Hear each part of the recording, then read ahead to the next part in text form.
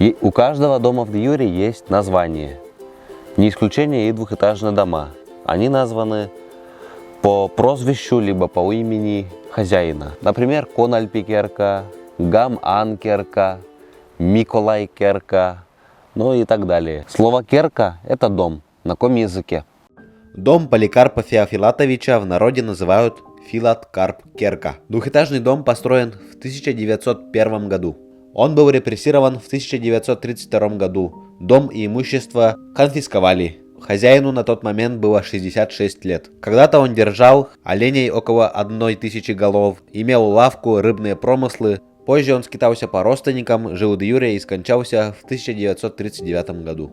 В его доме располагалась база отдыха Печорского пароходства.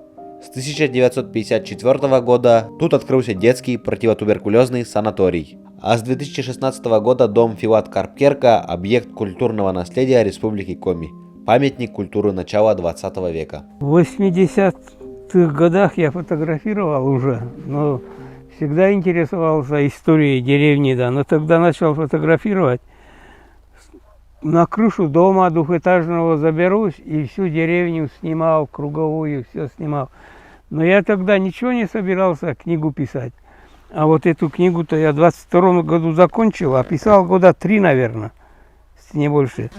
А эти фотографии все понадобились. Просто они были у меня сохранены, поэтому мне легче было написать и фотографиями заодно сопроводить записи. Без фотографий одни записи никто читать не будет. А сам жил в двухэтажном доме, вырос здесь, 50 лет прожил, и дом новый построил, да, перешел. И всегда двухэтажным домом интересовался, любым, в любом населенном пункте поеду обязательно. Какая есть возможность, посмотрю.